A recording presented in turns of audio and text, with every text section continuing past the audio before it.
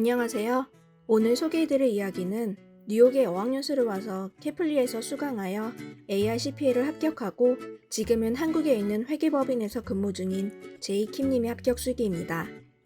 제이님은 어학연수를 조금 더 보람차게 보내고 싶다는 생각으로 영어 공부를 하면서 CPA 시험까지 합격한 케이스입니다. 이런 생각을 하기가 참 쉽지 않을 텐데 대단합니다. 제이님께서 앞으로 공부를 하려는 분들께 조금이라도 도움이 되었으면 하는 마음으로 글을 남겨주었습니다. 지금 시작합니다. 사실 저는 한국에서 군 제대 후 바로 한국 회계사 공부를 했었습니다. 하지만 이 시험이 1년에 한 번 있고 저에겐 너무 어려워 포기하게 되었습니다. 그 후 미국으로 와서 어학연수를 하려고 알아보던 중 우연히 케플리를 알게 되었고 어학연수를 하면서 자격증도 따면 좋을 것 같다는 생각에 대학 졸업을 남겨두고 무작정 미국으로 오게 되었습니다. 뉴욕으로 오기로 결정한 후 맨하탄 학원을 처음 왔을 땐 사실 걱정이 되었습니다. 영어로 된 두꺼운 책과 씨름해야 하는데 처음에 저는 해석하기도 힘들었기 때문에 거의 영어 단어 공부 수준이었습니다. 저는 모르는 단어가 나올 때마다 노트에 적어 들고 다녔고 NTS를 받을 때까진 영어 공부에 집중하자는 생각을 갖고 영어 공부를 하기로 했습니다.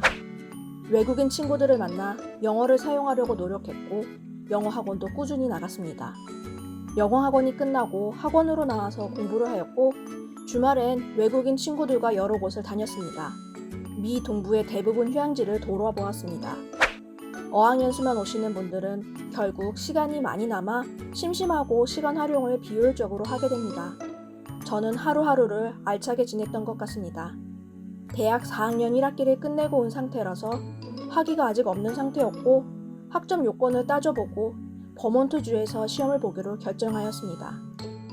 경영학과로 다니고 있었기 때문에 US 텍스와 비즈니스 러 학점을 취득하면 요건이 맞춰졌습니다. 케플리를 통해 학점은행제에서 온라인으로 이 두 과목을 들었습니다. 그런데 3개월 란짓한 과정 중 기말고사를 앞두고 한국과의 시차가 다르다는 점을 착각한 나머지 온라인으로 시험을 봐야 하는 시간을 넘겨버리고 말았습니다. 실수로 학점 취득에 실패한 저는 깊은 죄책감과 좌절에 빠졌습니다. 그냥 포기하고 돌아갈까? 이러다 취업할 수 있는 나이도 넘겨버리는 건 아닐까? 많은 생각이 있었지만 이대로 물러설 순 없다는 생각이 들었습니다. 때마침 친구가 서부로 여행을 다녀오자는 제안을 하였습니다. 저는 마음을 가다듬을 겸 서부 여행을 갔습니다. 특히 그랜드 캐니언을 보며 많은 생각을 하고 다시 돌아와서 공부를 하였습니다. 이후 우여곡절 끝에 다시 교육과정을 이수하고 학점을 취득하게 되었고 이밸류에이션을 받은 뒤 길었지만 드디어 NTS를 받게 되어 시험을 치를 수 있게 되었습니다. 제가 공부한 방법을 과목별로 정리해보았습니다. 전 회계에 자신이 있었기 때문에 페레 과목부터 보기로 하였습니다. NTS를 받자마자 무작정 다음 달로 시험 날짜를 잡았고 시험 날짜에 맞춰 공부를 하였습니다. AP는 생략하였고 인터미디에이 어카운팅도 모르는 부분만 강의를 수강하였고 아는 부분은 문제만 풀고 넘어갔었습니다. 케플리 교재를 2번 읽어보았고 와일리 교재를 한 번 푼 후 틀렸던 문제들만 다시 한 번 더 풀었습니다. 시뮬레이션 문제는 시간이 부족했던 터라 보지 못했습니다. 친구가 학생증을 빌려주어 케플리가 문을 닫는 날에는 NYU 도서관에 가서 공부를 하였습니다. 한 달 동안 거의 매일 공부했습니다.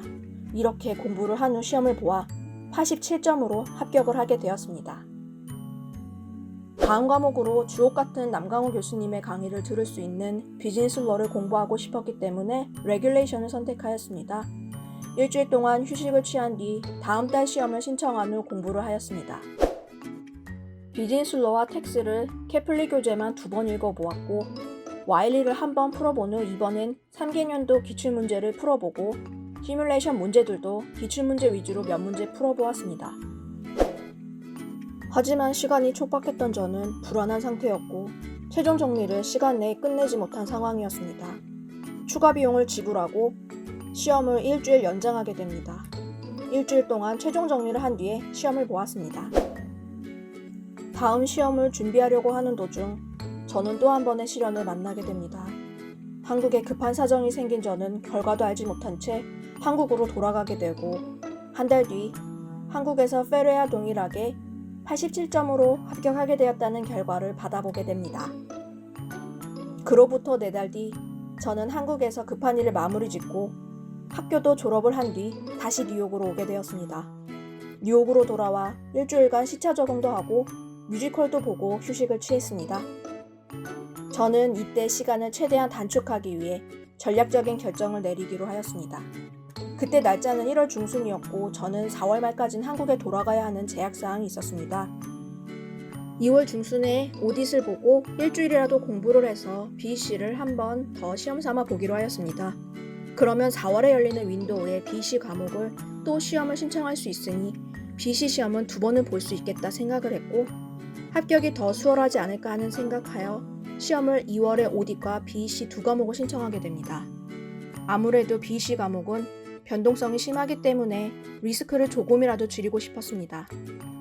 그 후 3주 동안 IT 강의를 1.4배속으로 처음부터 끝까지 쭉 본 뒤 마찬가지로 와일리 교재를 풀고 기출문조 3개년치의 문제를 풀어보고 시험을 보았습니다.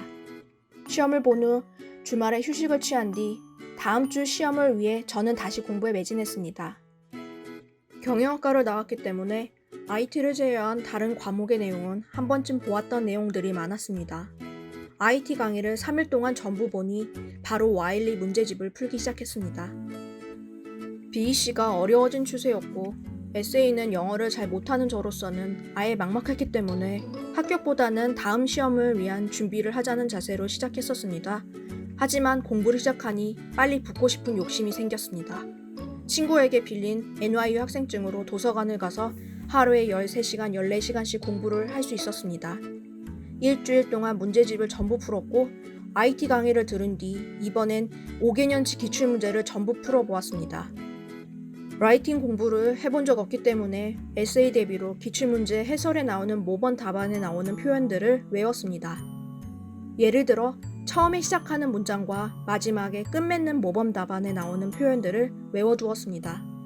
그렇게 7일 동안 열심히 공부하니 잘하면 붙을 수도 있겠다라는 생각이 들었습니다. 마지막 날은 잠을 충분히 잔 뒤 시험을 보러 갔습니다. 페레, 레귤레이션, 오딧 과목들은 보통 30분 이상 시간이 남았었는데 BC 시험을 끝내니 5분도 남지 않았습니다. 에세이는 다행히 아는 내용들이 나와 적을 수 있었습니다. 그렇게 시험을 본 2주 뒤 저는 오딧 76점, BC 84점으로 가까스로 최종 합격을 하게 됩니다. 약간은 빡빡한 시험 일정이었습니다. 전 코앞에 닥쳐야 공부가 잘 되는 타입이라 일부러 전부 시험 일정을 빡빡하게 잡았습니다. 제 생각은 이랬습니다. 시험비가 200불 정도인데 제가 여기서 한 달 생활하는 비용은 못해도 1,500불 이상은 나갑니다. 시험에 5번 떨어져도 한 달만 더 빨리 붙으면 오히려 이득이라는 생각이 들었습니다. 완벽하게 준비해서 한 번 보는 것보다 7, 80% 정도 됐을 때 일단 시험을 한번 보자는 생각이 컸습니다. 어떤 분들은 케플리 강의를 듣고 와일리를 보신 뒤 다른 책들도 보시는 것 같습니다. 하지만 시험에 붙기 위해선 75점만 넘으면 됩니다.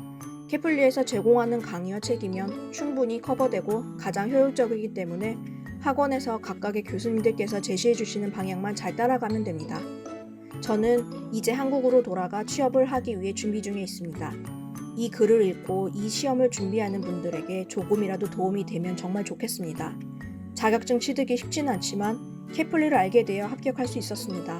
끝으로 열정적으로 명강의를 해주신 교수님들께 정말 감사드립니다. 이상 제이님이 케플리에 제공해주신 합격 수기였습니다.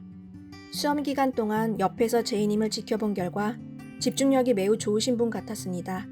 놀 때도 확실히 놀고 공부할 때는 오롯이 공부에만 집중하는 스타일로 보였습니다. 그동안 미국에 어학연수 오는 대학생들을 많이 보았는데요. 대부분 학생들은 어학원이 끝나면 함께 어학연수하는 친구들과 여행하고 놀러 다니기 바쁩니다. 여러 나라 친구들과 사귀어 추억을 쌓고 좋은 경험을 하니 그것도 좋습니다.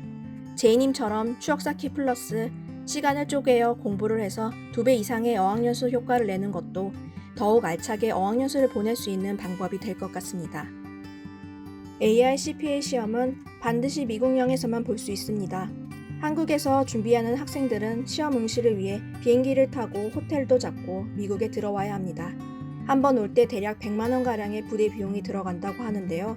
제이님처럼 어차피 미국에 어학연수로 올 생각이라면 머무르는 기간 동안 하나 더 자격증을 취득해서 가면 비용도 줄이면서 조금 더 뿌듯한 어학연수 기간이 될 수 있지 않을까요? 미국 어학연수를 계획하고 있는 학생들은 한번 고려해보면 좋을 것 같습니다. 제이님이 영어 공부도 하면서 CPA 시험까지 합격해서 한국으로 돌아가는 모습을 보니 캐플리도 굉장히 뿌듯했답니다. 감사합니다.